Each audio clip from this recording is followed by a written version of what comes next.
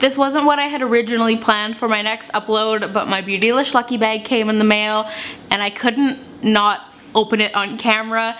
This is my third year doing the lucky bag. If you guys have no idea what I am talking about, lucky bags are a Chinese New Year tradition, and each year on Boxing Day, Beautylish sells their own version of a lucky bag. So it's essentially like a mystery makeup box. If this is new to you and you are intrigued, I will link my past 2 unboxings in the description box down below so you can get a better feel of what the lucky bag is all about. And I will also link the page where you can sign up for the kind of early access and the email notification when the lucky bag is about to go up on Beautylish. It's like the VIP early access email list, so you know when it's going to drop, because it does sell out every year. The VIP sale always starts on Boxing Day. I buy kind of the base level of the lucky bag. It starts at $75, I believe. I am Canadian, so I think every year mine has worked out to be about $115 with shipping and everything. One last thing, if you are wondering why my eyes look wonky as hell at the moment, it is because I've been getting eyelash extensions for the past couple months, but I decided to kind of let this current set grow out and kind of start fresh with a new set.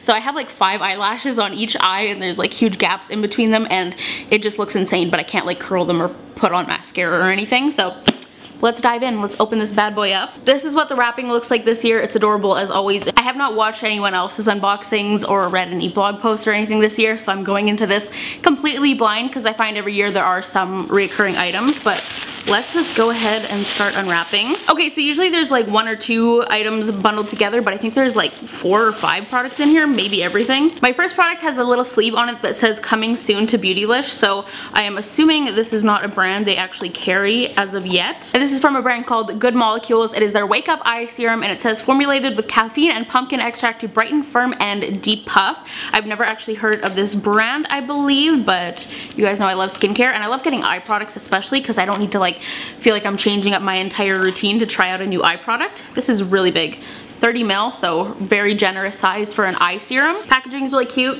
Doesn't appear to have a scent. It feels more kind of like an oil than a serum, but it is absorbing into the skin pretty quickly, so I'll have to do more research on this. Let me know if any of you guys have tried this brand. I threw that first piece of tissue paper on the ground because I didn't have anywhere else to put it, and Tigger is now on the ground shredding it up, which is funny because he's not a destructive dog at all, but he every once in a while just loves ripping something up. Next product looks like it's from a brand called Ray Morris. Invisible Mattifier Invisible Face Powder. Ooh, okay, so this looks like kind of like a gel balm product. I'm guessing this is going to be similar to the, I forget what's it called, Mally Beauty Shield, is that what it's called? Hopefully you guys know what I mean. Yeah, it's definitely more of like one of those kind of gel products, but it has like a powdery kind of finish when you apply it to your face. I recently started taking my makeup in a very different direction. I basically hardly powder my face at all now, and I actually wear very minimal foundation. I've only been using like BB cushions and tinted moisturizers, and I've only been putting them on the areas where I really need coverage. So I haven't been using a lot of products like this. I've really just been like keeping it super natural and simple and just like letting my skin do its thing. So I'm not sure if I'm actually going to try this, and I do already have that product from Mally Beauty if I do want a product like that, you know what I mean? Ooh, we've got a Natasha Denona eye palette. Okay, I'm actually really excited about this. This product got quite a bit of negative feedback just for being kind of basic and boring. It is the Camel palette, and this is just essentially like a really ultra basic like staple nude neutral eyeshadow palette. But when I saw it, I was kind of like, that actually looks nice as hell, to be honest. Like, I would actually really like that, but it's not something I would spend the money on because Natasha Denona palettes are like $50, but I'm really excited to have gotten it in this box. One of her little 5-pan palettes, I do have 2 of these already, and I did a review on it like literally ages and ages ago, so I'll link that if you are interested. But it's just like the perfect everyday neutral palette for someone who keeps their eye makeup really simple. It's got 3 matte browns and then like a shimmer kind of cream shade and then like a shimmery bronze. I'm not gonna swatch this though because I am wearing white. Yes, you guys. Next item is a Wayne Goss brush.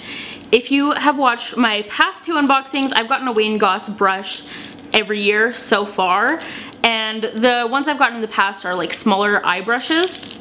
But every year they've ended up becoming a complete staple in my routine, like brushes that I absolutely cannot live without. And so this year I got the number 11, which just looks like kind of a cheek or blush brush. The feel of this brush, you guys, like, it is true luxury. These are beautiful brushes and they are pricey as well, so getting them in this box is so nice. I could seriously just like touch this all day. I know I'm going to love this already. Next up, we've got a Jeffree Star liquid lipstick. I always get a Jeffree Star product, and as I'm sure a lot of you who watch me know, I personally don't choose to purchase or use items from Jeffree Star, and every time I say that, I get a comment of someone being like super offended. It's all good, you guys. I don't have any ill will towards you if you use Jeffree Star products. I just personally choose to not spend my money on them. This is in the shade Poinsettia, which I will open up and show you, but I am not going to actually open the product or swatch it because I'm gonna sell this bad boy. It is a very vibrant metallic pinky red,